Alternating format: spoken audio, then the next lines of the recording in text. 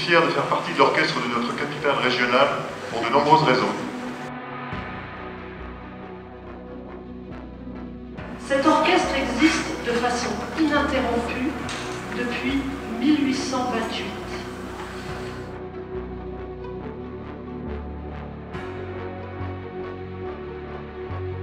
L'orchestre de Dijon-Bourgogne se doit de survivre. Et un musicien privé de parole n'est finalement pas grand-chose. Un mal moral, un mal profond nous travaille et nous tourmente.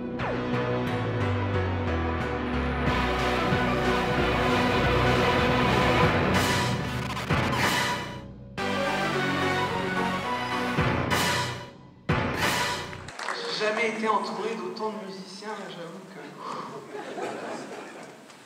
c'est la classe.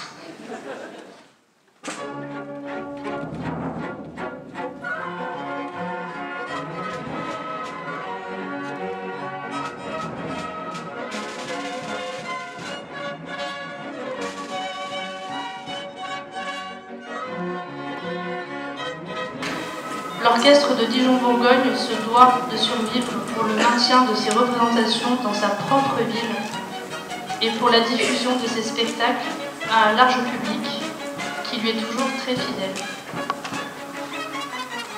Merci à tous pour votre soutien. Ce concert que nous faisons ce soir est entièrement dédié pour soutenir un orchestre qui aujourd'hui sonne l'alarme, pour lui, mais aussi pour tous les autres. Avant que d'autres collectivités puissent avoir la même tentation pour faire des économies faciles et meurtrières pour les entités culturelles qui sont présentes encore dans nos territoires. La ville de Dijon a pris cet été la peine de vérifier une situation réelle de notre gestion d'orchestre et de son application artistique sur le territoire, et on a déduit la nécessité d'avoir un orchestre à Dijon pour sa région. Il a donné aussi acte à l'équipe pour sa gestion respectueuse. Et nous sommes seulement à bout de souffle, avec simplement des moyens en baisse constante depuis 2 ans, et n'ayant jamais voulu dépenser justement l'argent que nous n'avions pas, parce que c'est le vôtre.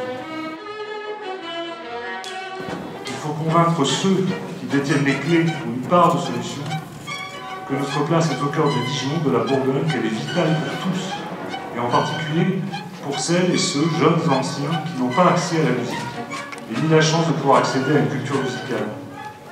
Il faut que nous nous permettions d'ouvrir encore plus grand ces portes, les portes de notre orchestre au reste du monde. Il faut que tous s'entendent haut et fort.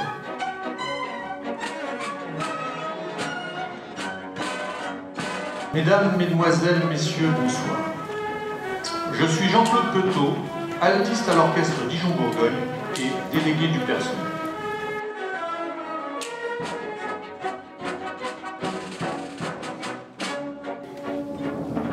Je m'interroge sur l'utilisation qui est faite de l'argent du contribuable. Je m'interroge sur la programmation hasardeuse de certaines maisons d'opéra qui génèrent dans leur sillage quelques désastres financiers. Je m'interroge sur ces directeurs qui s'autoproclament metteurs en scène. Sur ces orchestres invités qui, programmés en permanence, relèvent plus de la rente de situation que de la découverte artistique. Enfin, je m'interroge sur les liens qui unissent le monde politique et ces quelques directeurs de grandes maisons qui bénéficient d'une impunité totale. Il y a des certitudes. L'orchestre de Dijon est un orchestre au cachet, ce qui signifie que les musiciens ne sont payés que lorsqu'ils travaillent. La règle est simple, pas de concert, pas de salaire. Il y a au sein de l'orchestre Dijon-Bourgogne un quart des effectifs qui n'ont que l'orchestre comme source de revenus. Il y a des hommes et des femmes qui risquent la perte de leur emploi, la perte de leur couverture sociale pour ces quelques abus indécents. Il y a ces artistes de l'orchestre Dijon-Bourgogne qui, même en période de grande difficulté, manifestent leur mécontentement dans une dignité absolue et un profond respect du public. Enfin, il y a l'espoir. L'espoir d'être un jour entendu, compris. L'espoir de voir ceux qui servent la culture remplacer ceux qui la desservent. L'espoir de voir privilégier l'emploi plutôt que le chômage.